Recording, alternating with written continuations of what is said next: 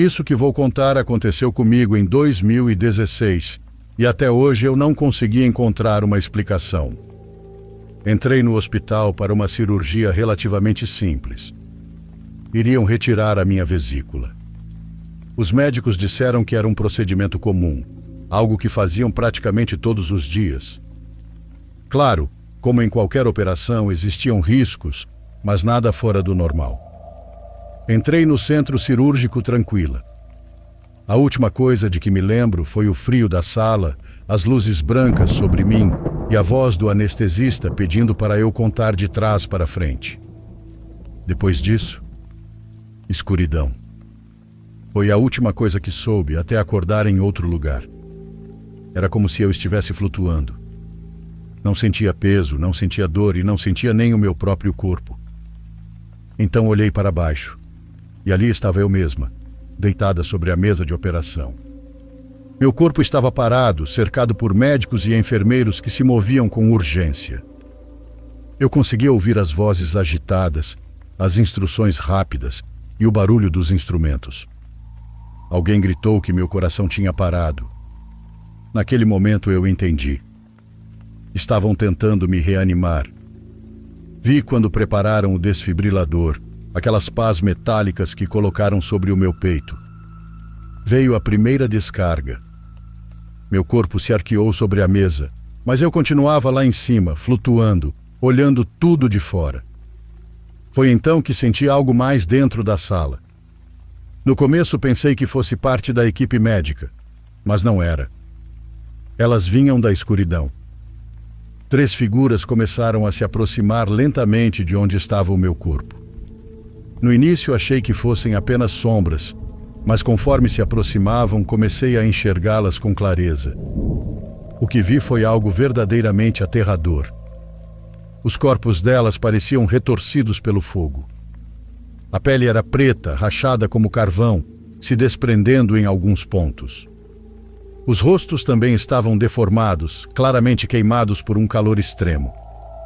Mesmo assim, nos olhos ainda havia um brilho estranho. Era uma mistura de desespero, dor e fome. Os movimentos eram lentos, como se cada passo exigisse um esforço enorme. Dos corpos saía uma espécie de fumaça escura, como se ainda estivessem queimando por dentro. E o pior é que vinham na minha direção. Não em direção a mim, que estava flutuando, mas ao meu corpo. Eu vi quando estenderam as mãos. Mãos pretas, com a pele se soltando, dedos longos e tortos, como galhos carbonizados. Eram 3 pessoas, ou 3 almas. Tentavam tocar o meu corpo. Era como se quisessem entrar nele. Como se precisassem de um corpo vivo para voltar. Senti um terror tão profundo que tentei gritar, mas não tinha voz. Nesse instante ouvi de novo os médicos. Outra descarga. As pás voltaram a me tocar, e quando o choque atravessou o meu corpo, senti como se uma força brutal me puxasse para baixo. Tudo começou a girar. A sala ficou borrada, e de repente senti que estava caindo, direto para dentro de mim mesma. Quando abri os olhos, estava na sala de recuperação. A cirurgia tinha terminado. Os médicos disseram que tudo tinha corrido bem, mas os olhares deles eram estranhos. Horas depois, conversei com eles e com a minha família. Foi então que contei o que tinha vivido. Disse que tinha saído do meu corpo, que vi quando tentavam me reanimar e que ouvi tudo. O pessoal médico se entreolhou, porque aquilo realmente tinha acontecido. A anestesia teve complicações. Meu coração parou e eles precisaram me trazer de volta com eletrochoques. Mas então contei a parte mais assustadora. Falei das 3 coisas queimadas, das mãos tentando me tocar como se quisessem ocupar o meu corpo. Naquele momento o clima no quarto mudou. Meu médico suspirou e então disse algo que ninguém tinha me contado. Enquanto eu estava na cirurgia, aconteceu um acidente em uma estrada próxima. Um veículo bateu com muita violência. 3 pessoas estavam dentro. Elas foram levadas às pressas para o mesmo hospital, mas o impacto foi tão forte que o carro pegou fogo e os ocupantes não conseguiram sair.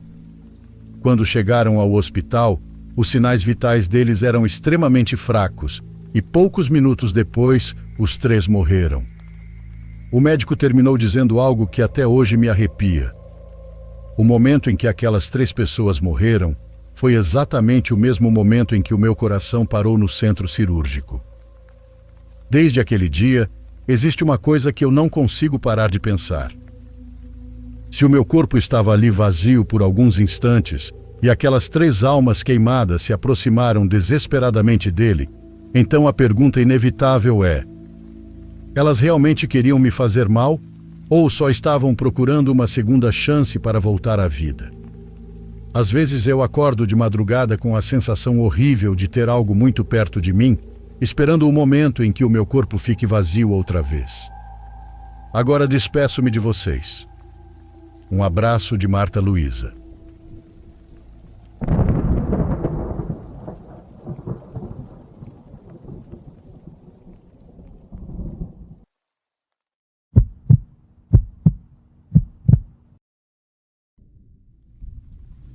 Na última visita, meu avô me contou que quando era jovem, algo aconteceu que mudou a vida dele.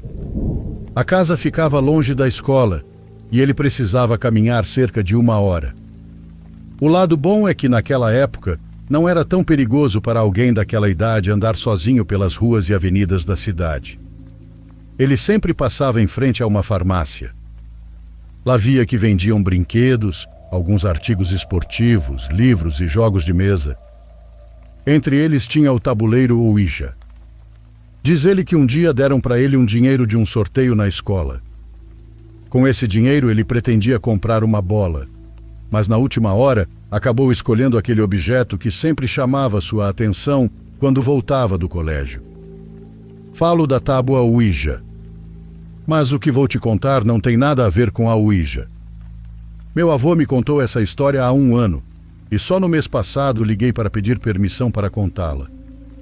Ele sabia que os pais não estavam em casa, então, antes mesmo de chegar, já começou a ficar nervoso. Entrou, sentou-se à mesa, colocou a caixa sobre ela e retirou a tampa de papelão. De dentro caiu uma folha no chão. Era um anúncio impresso, dobrado em 4, que parecia um pedaço de jornal. Era uma espécie de catálogo com todos os brinquedos que a empresa que vendia aquele tabuleiro Ouija produzia. Havia algumas coisas interessantes que meu avô não lembra ou não sabe explicar. O único anúncio que realmente chamou sua atenção era o de uma mão de madeira que supostamente realizava desejos. Para comprá-la, era preciso escrever uma carta com o pedido, colocar todos os dados do interessado, anexar uma nota de dinheiro e esperar alguns dias para receber um pacote de volta. Todos os dias meu avô ia ao correio para verificar se o pedido já havia chegado. No dia em que chegou, seus pais também não estavam em casa. Ele chegou animado, sentou-se à mesa e abriu a caixa para ver o que havia dentro. Era algo muito pesado, pois a caixa era de madeira, assim como a mão. Tudo estava guardado dentro de um saco de veludo preto. Meu avô a tirou, colocou sobre a mesa e a examinou. Era uma mão em tamanho real, como a de um adulto. Obviamente não tinha nenhum mecanismo, nenhum botão, nenhuma alavanca ou articulação. Dentro da bolsa também havia uma nota com instruções. Para lê-las era necessária uma lupa. Meu avô diz que naquela época todas as casas tinham esse tipo de objeto. O brinquedo supostamente concedia 3 desejos. Para o primeiro desejo, era preciso mergulhar a mão de madeira em água fria durante 3 minutos. Depois de retirá-la, o pedido deveria ser feito diretamente à mão, como se ela realmente fosse realizá-lo. Se as instruções fossem seguidas ao pé da letra, naquela noite viria o homem sem mão para fechar o acordo. Apesar de meu avô gostar de acreditar em magia, no oculto e no paranormal, ele estava apenas 50% convencido de que aquilo funcionaria. Quando pensou no desejo que faria, tirou um bloco de gelo da geladeira, quebrou com um picador e colocou os pedaços em uma bacia com água. Quando a água ficou fria o suficiente, mergulhou a mão de madeira e a deixou ali por 3 minutos. Depois a retirou e a examinou para ver se algo havia mudado.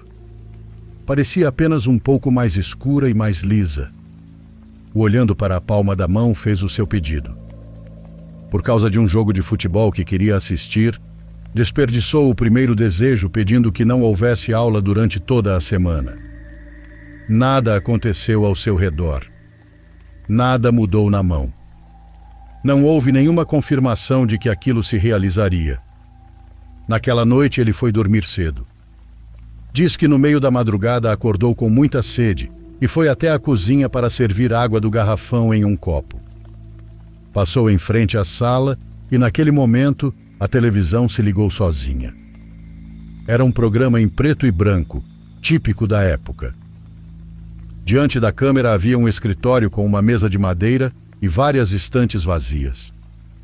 Meu avô ficou surpreso olhando para a tela, pois naquele tempo não havia programação naquele horário. De repente, o homem sem uma das mãos apareceu na tela. Não dava para ver o rosto com muita definição, mas meu avô viu quando o sujeito moveu a cabeça de cima para baixo, como se estivesse aceitando o acordo. A televisão se apagou imediatamente depois e tudo ficou escuro.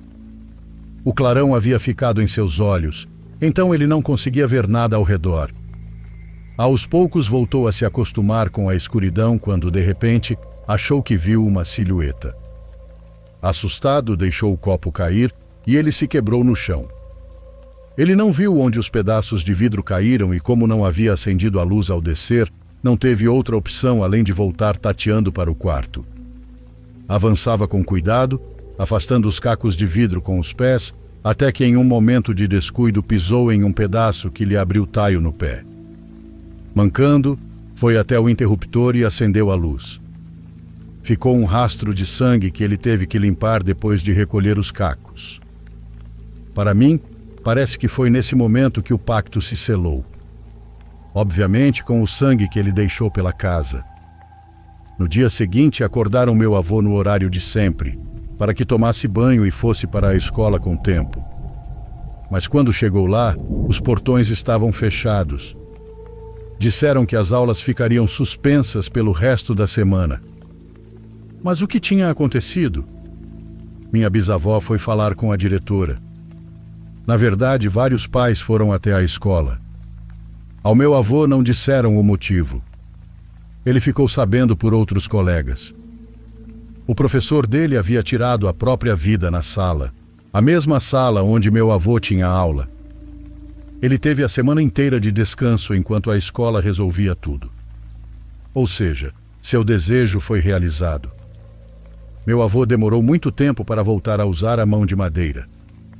Diz que ficou com muito medo e se sentiu extremamente culpado durante muito tempo. Embora, para falar a verdade, eu acho que não havia como ele saber que algo tão grave iria acontecer. Ou que ele teria culpa nisso. Talvez não na primeira vez, mas na segunda. Definitivamente sim. Meu avô tirou a mão de onde a havia escondido. Abriu a caixa, a bolsa e colocou aquele objeto sobre a cama. O segundo desejo precisava ser feito com fogo. Era necessário acender uma pequena fogueira e deixar a mão queimar durante 3 minutos. Meu avô pediu dinheiro para uma viagem da escola. Quando terminou de fazer o pedido, lembrou-se das instruções. Naquela noite veria o homem sem uma das mãos. Pensou que seria novamente pela televisão, mas não foi. Ele viu o sujeito se apresentar como o demônio da paralisia. Estava dormindo de madrugada quando algo o despertou. Ele abriu os olhos, mas não conseguiu se mover. Estava tendo paralisia do sono. Era como se o morto tivesse subido sobre ele, o mesmo sujeito com quem estava fazendo o acordo. No dia seguinte, enquanto caminhava da escola para casa, antes de atravessar a rua, viu uma mulher atravessar sem olhar. Um carro que não conseguiu frear acabou a atingindo. Ela carregava uma pequena bolsa que voou na direção oposta àquela para onde o corpo dela foi arremessado. A bolsa caiu aos pés do meu avô. Quando ele a pegou, sentiu imediatamente o conteúdo. Estava cheia de dinheiro. Aquele era o dinheiro que ele havia pedido no desejo. Ele parou, sem saber se deveria pegar. Mas a pessoa que estava no meio da rua já não tinha mais salvação. Então pegou o dinheiro e foi para casa. Chegou lá sem fôlego, com uma terrível sensação de culpa, mas com seu desejo realizado. Tentou se livrar da mão de madeira a jogando em um canal. Meu avô jura que a lançou o mais longe que pôde. Achou que a havia perdido para sempre. Ficou cerca de 4 anos sem saber nada sobre ela, até que um dia, durante uma mudança, moveu uma estante que tinha no quarto e a encontrou ali, escondida. Ainda restava um desejo. Por algum motivo, ele ainda guardava debaixo da cama a caixa, a bolsa de veludo e a folha de instruções. Depois de encontrá-la novamente, esperou alguns meses antes de usá-la. O terceiro desejo deveria ser feito com terra. Era preciso cavar um buraco, fazer o pedido, jogar a mão dentro dele e depois cobrir tudo com terra. Naquela época, meu avô já não morava mais com os pais. A separação deles foi difícil e ele teve que ir morar com uma tia. Segundo ele, mal conhecia aquelas pessoas, pois eram parentes distantes. Além disso, o marido da tia a tratava muito mal. Gritava com ela por qualquer coisa, brigava, às vezes até batia. As brigas diárias deixavam meu avô deprimido, ansioso e completamente esgotado. Com a mão de madeira diante dele, antes de realizar o ritual de novo, começou a pensar no que realmente queria. Castigar o marido da tia, ou desejar que por algum milagre seus pais se reconciliassem e tudo de ruim que havia acontecido ficasse para trás. Não podia pedir as duas coisas. Diferente das primeiras vezes, esse desejo saiu do fundo do coração. Não era algo banal ou leviano. Era algo que mudaria o rumo da sua vida. Meu avô fez o pedido, jogou a mão de madeira no buraco e, por fim, cobriu tudo com terra. No dia seguinte, nada pareceu mudar. Nem no fim de semana seguinte. Acho que para que o desejo se cumprisse, era preciso deixar que o destino, ou a mão, ou aquele homem que havia aparecido nas 2 primeiras vezes, colocasse o plano em ação. Um dia, sua tia saiu de casa para ir à igreja e não voltou. Meu avô ficou com muita raiva, porque dessa vez ele realmente havia colocado intenção no pedido. Ele realmente havia desejado com todas as forças. Será que tinha sido porque tentou se livrar da mão anos antes? Passaram-se 6 dias e a tia continuava desaparecida. Houve momentos em que ele chegou a se odiar, porque parecia que aquele era o desejo se cumprindo. Os pais do meu avô apareceram na casa da tia para ver o que havia acontecido e como poderiam ajudar. Um dia, da janela do quarto, ele viu que no quintal os cães da tia estavam cavando. Estavam abrindo um buraco exatamente no lugar onde ele havia enterrado a mão de madeira. Assim como ele observava de cima, uma vizinha ao lado também via o que os cães faziam. O que eles desenterraram foi uma mão. Mas não uma mão de madeira. Era uma mão de gente ligada a um corpo inteiro. A vizinha chamou a polícia, que chegou pouco depois dos cães arrastarem o corpo até o outro lado do quintal.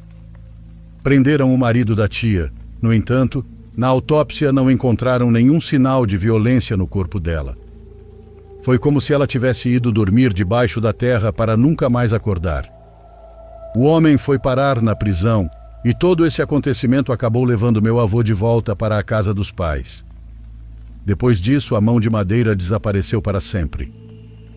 Mas meu avô ainda guarda a caixa e a bolsa de veludo em que aquele brinquedo veio. Esse relato do meu avô me mostra como esse mundo tem coisas que nem imaginamos. Após ouvir isso, eu acredito em tudo.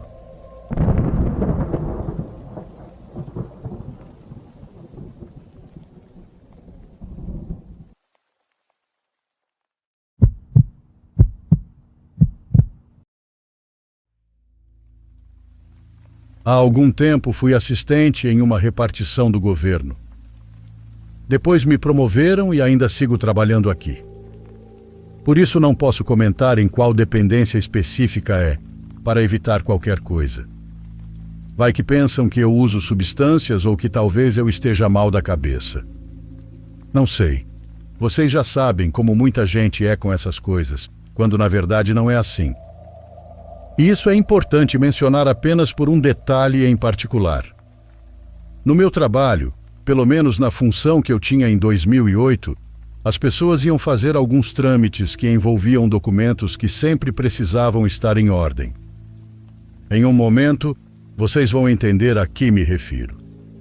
No meu espaço de trabalho, por ter sido um dia tranquilo e, além disso, estar chovendo, tínhamos muito pouca gente para atender. Éramos mais 3 colegas trabalhando em paralelo comigo. Cada uma, naquele momento, atendia uma pessoa. Eu só tinha uma moça muito magrinha na minha frente. Eu já estava lhe entregando alguns documentos que ela tinha ido retirar. Então, quando a chamei, vi como ela se levantou do assento e caminhou séria, menos de 3 metros desde a cadeira até a minha janela de atendimento. Entreguei os documentos e não a perdi de vista nem por 15 segundos, porque ela só precisava pegá-los. Não demorou nada. Até assinou, viu que tudo estava em ordem.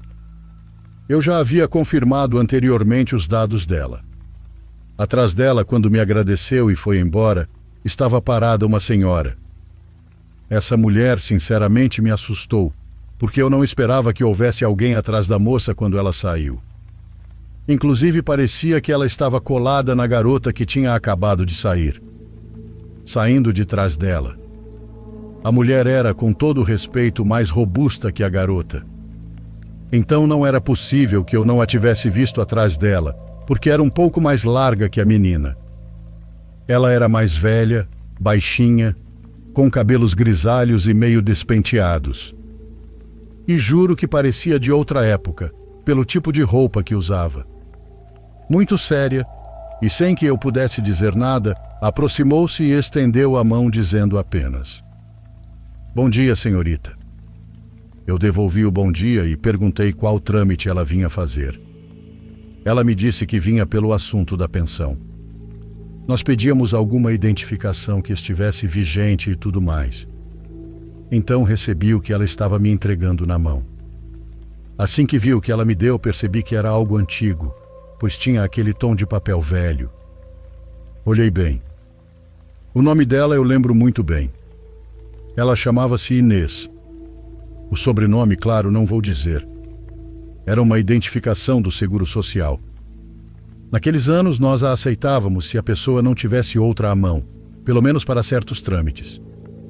Mas aquilo era muito antigo.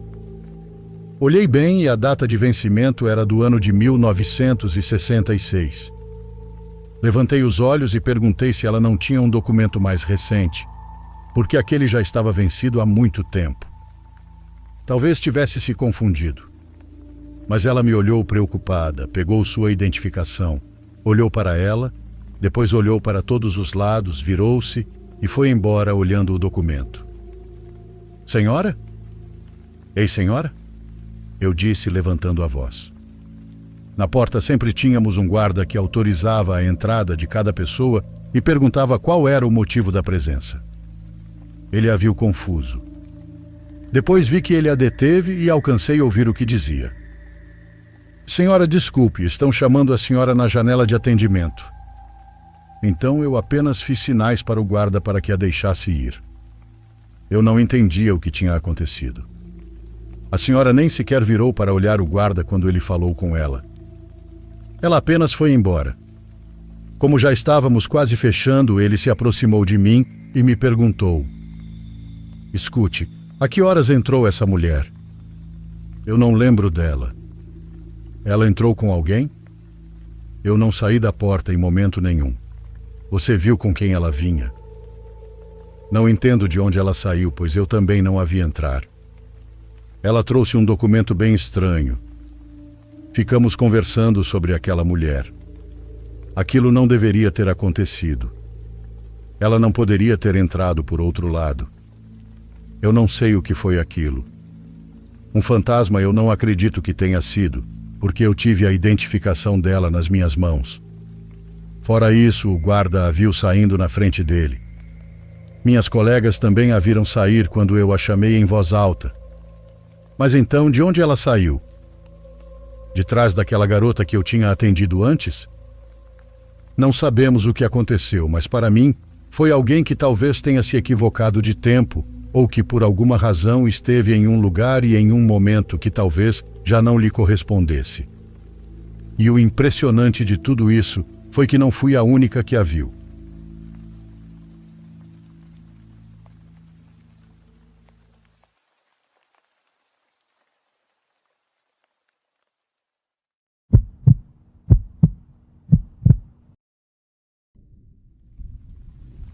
Olá, diário e comunidade, tudo bem com vocês? Antes de qualquer coisa, gostaria de agradecer ao canal por sempre nos abrir esse espaço para contar sobre nossas histórias. Eu sempre ouço os relatos, mas hoje decidi compartilhar com vocês a coisa mais misteriosa e também perigosa que me aconteceu com o sobrenatural. Bom, para começar, preciso dizer que sou uma pessoa muito curiosa e às vezes essa curiosidade não me leva a lugares bons. Foi o que aconteceu comigo quando era adolescente. Naquela época, decidi fazer muitas pesquisas em meu notebook sobre os tipos de religiões e seitas que existem. Queria saber no que elas acreditavam, ver como funcionavam e seus princípios e condutas.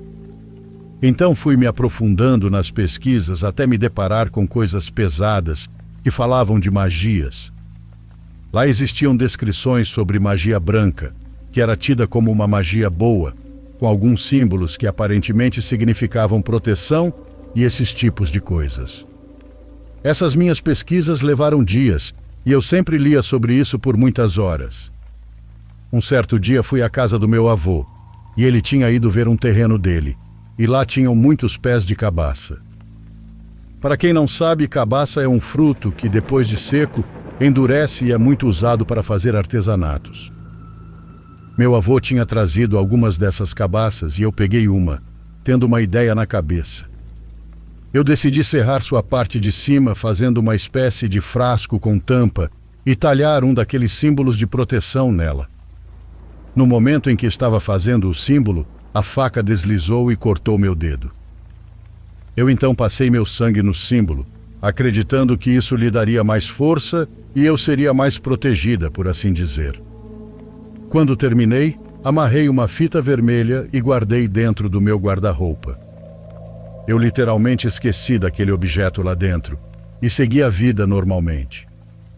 Mas então os dias foram passando e eu comecei a sentir uma dor atrás da minha cabeça. No começo era bem leve e eu tomava remédio e passava. Mas então a dor foi ficando forte, a ponto de eu ter a sensação de ter algo cravado na minha cabeça. Era literalmente a sensação de ter uma faca enfiada no crânio. Eu passava a mão para ver se sentiria algo, mas não tinha nada, era somente a dor. Eu nunca relacionei isso a nada e continuei vivendo a vida normalmente. Eu não tinha falado para ninguém sobre minhas pesquisas, nem mesmo para minha melhor amiga, Jéssica. Enquanto eu estava levando a vida normalmente, ainda sentindo a dor de cabeça estranha, minha melhor amiga viajou para um interior onde a avó dela morava. Quando ela estava andando na rua, viu uma senhora que nunca tinha visto antes na vida, o que é muito estranho, pois no interiorzão todos se conhecem. A senhora misteriosa chamou ela e disse: "Minha filha, você tem uma amiga que está mexendo com coisa grande e se ela não parar, ela vai morrer." No começo, Jéssica ficou em choque tentando processar o que estava ouvindo daquela senhora. Foi então que ela lhe perguntou: "O que a senhora quer dizer com isso?" A idosa repetiu novamente: "Você tem uma amiga que está mexendo com algo grande, e se ela não parar, ela vai morrer." Então Jéssica automaticamente entendeu que era sobre mim que a senhora estava falando. Então ela respondeu: "Mas a minha amiga é muito teimosa. O que eu vou fazer?" Então a senhora lhe disse: "Dê um susto nela, faça alguma coisa, mas você tem que fazer algo, ou ela vai morrer." Depois que disse isso, aquela senhora foi embora e nunca mais foi vista de novo. Jéssica ficou com aquilo na cabeça, bolando uma forma de me dar um susto. Então, ao voltar para a cidade, ela me convidou para assistir a um filme na casa dela. Eu fui. Chegando lá, o filme era de terror e contava uma história de que às 3 horas da madrugada os espíritos maus vinham para a Terra. Ela então pegou meu celular sem que eu visse e colocou um alarme às 3 da manhã com a seguinte mensagem: "Eu vou te pegar."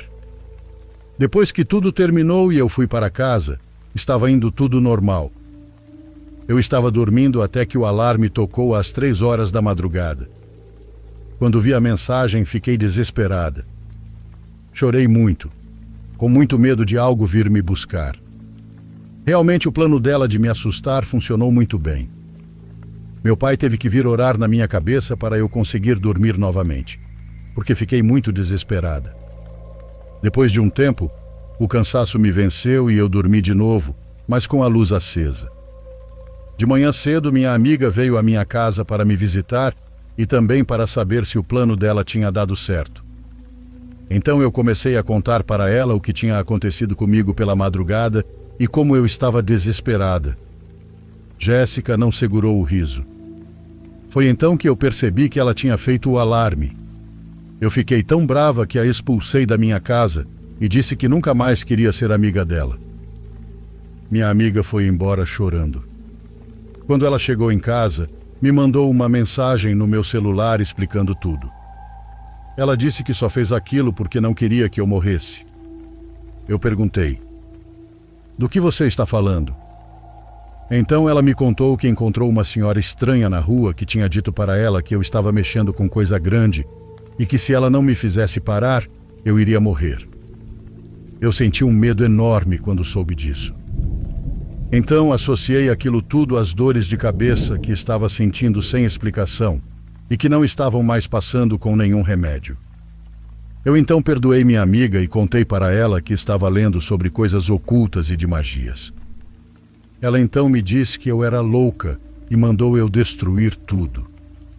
Eu joguei tudo fora. Todas as folhas impressas e apaguei todos os arquivos do notebook. Mas eu tinha esquecido da cabaça dentro do guarda-roupa.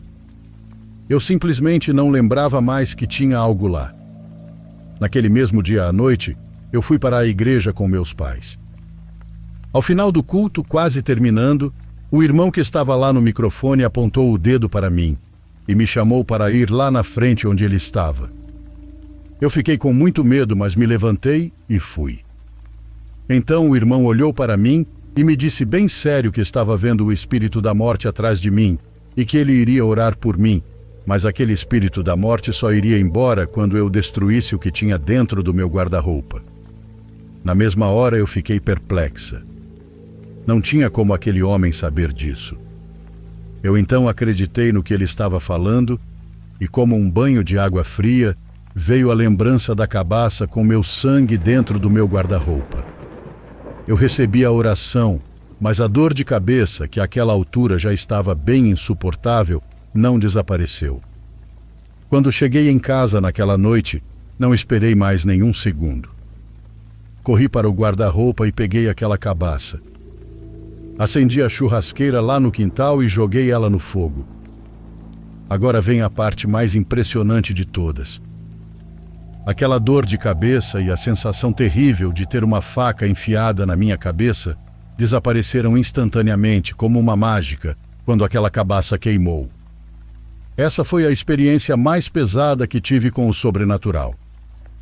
Apesar de já ter vivido muitas outras coisas, essa foi a vez em que senti minha vida ameaçada por conta da minha curiosidade. Se você tem curiosidade nessas coisas, tome cuidado. Eu sou a prova viva de que essas coisas podem te levar a uma armadilha espiritual mortal e terrível. Hoje agradeço muito a minha amiga Jéssica e também àquela senhora que nunca mais apareceu. Talvez ela fosse apenas um anjo que veio avisar e mostrar o caminho para me livrar do pior. Obrigado, Diário, por ter me dado esse espaço. Um abraço e fiquem todos com Deus.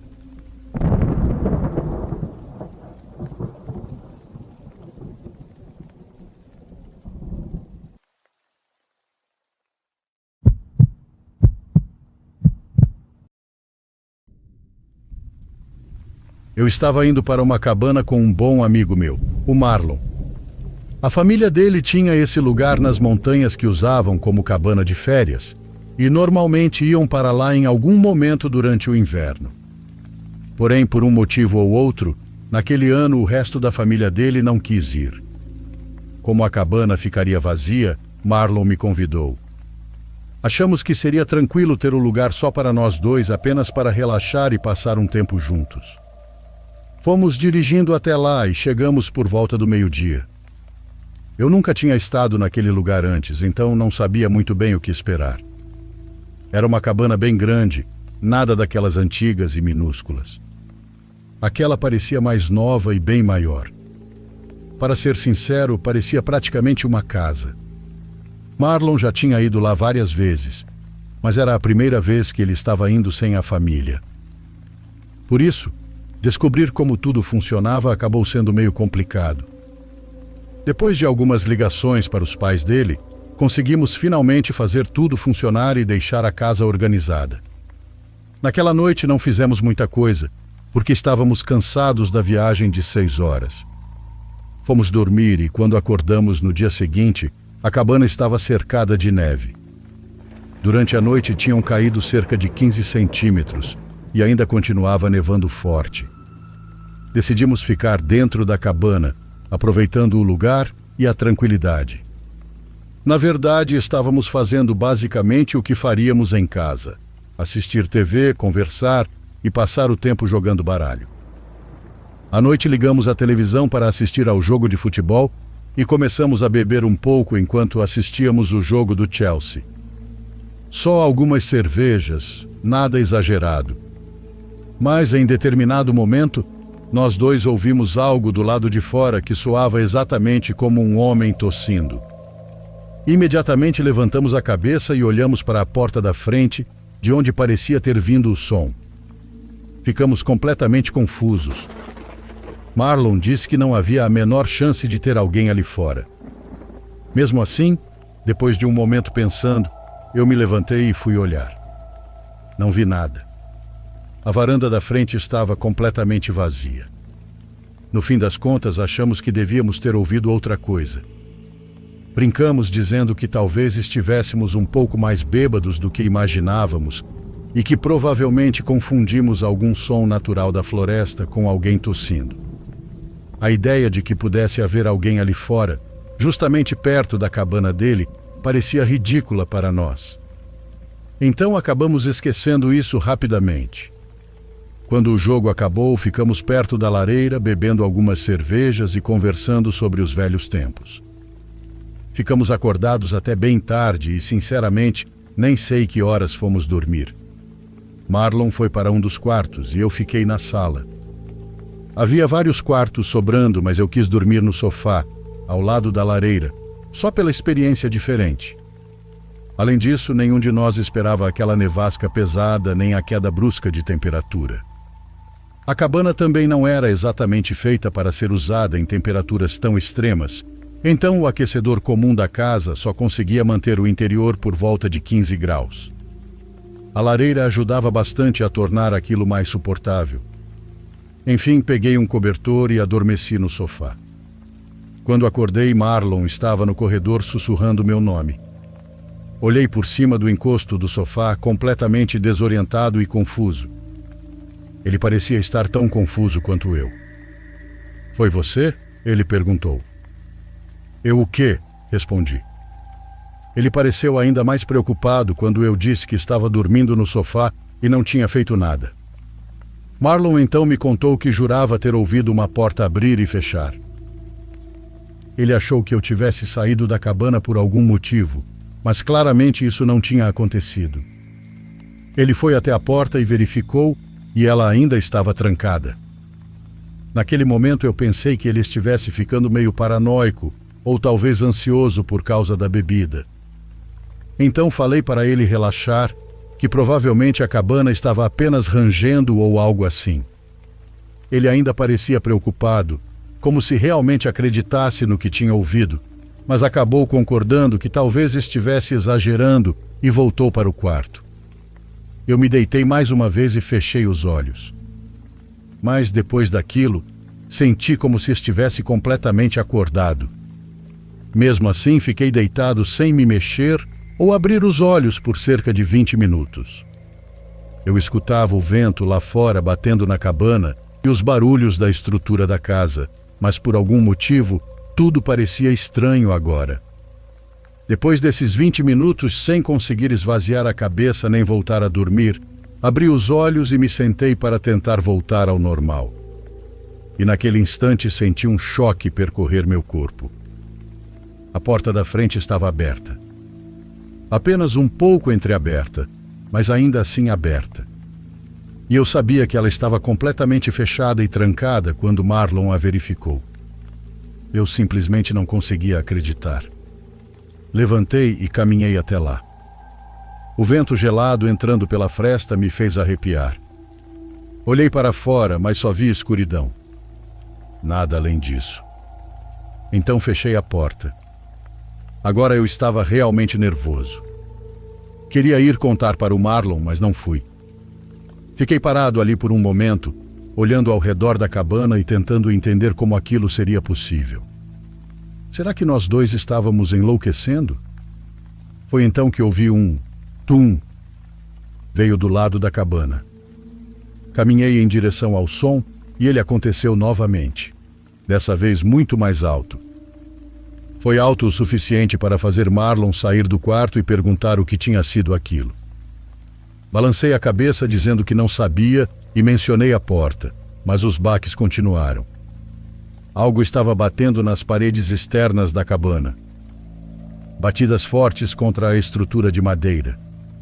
Era muito estranho. Não era em nenhuma janela nem na porta dos fundos. Era simplesmente na parede.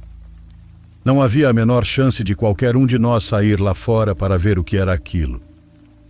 Não no escuro, e muito menos no meio da tempestade de neve que estava acontecendo. Nós dois começamos a andar pela casa, verificando as janelas e tentando escutar melhor. Mas, depois de alguns minutos, tudo ficou em silêncio de novo. Ficou quieto por cerca de meia hora, enquanto tentávamos entender que diabos estava acontecendo. Até aquele momento, nenhum de nós tinha visto realmente uma pessoa lá fora, então nossas mentes tentavam encontrar qualquer outra explicação possível para aquilo. Mas então as batidas começaram outra vez. Agora estavam na parede perto de um dos quartos. O som se movia ao longo da parede, não ficava apenas em um único ponto. Aquilo continuou por horas e horas. Às vezes parava por um tempo e depois começava novamente. Durante toda aquela noite, simplesmente não sabíamos o que fazer. Pouco antes do nascer do sol, os barulhos pararam e não voltaram mais. Quando o sol finalmente apareceu e a neve começou a diminuir, nós dois vestimos nossos casacos e saímos do lado de fora, cada um segurando uma faca de cozinha. Por toda a parte externa da cabana havia grandes marcas e arranhões profundos na madeira. Não parecia algo natural, mas também não parecia algo que alguém faria tentando invadir o lugar. Não havia sinais de tentativa de arrombamento. Era como se alguém, ou alguma coisa, estivesse simplesmente batendo nas paredes sem motivo algum. Obviamente, naquela mesma manhã, nós fomos embora dali o mais rápido possível. Sem nenhuma resposta. Sem nenhuma explicação. E agora, pensando na porta aberta no meio da noite, aquilo parecia muito menos uma coincidência do que antes. Nós realmente nos sentimos inseguros. Aquilo acabou sendo um grande choque de realidade para nós, porque olhando para trás agora, percebemos que deveríamos ter chamado a polícia. Mas éramos jovens, e naquele momento tudo era tão estranho e confuso que simplesmente não pensamos nisso. Até hoje eu não sei o que estava acontecendo nem quem estava naquela floresta perto da cabana. Mas uma coisa parecia bem clara. Quem quer que estivesse lá fora não queria que nós estivéssemos ali.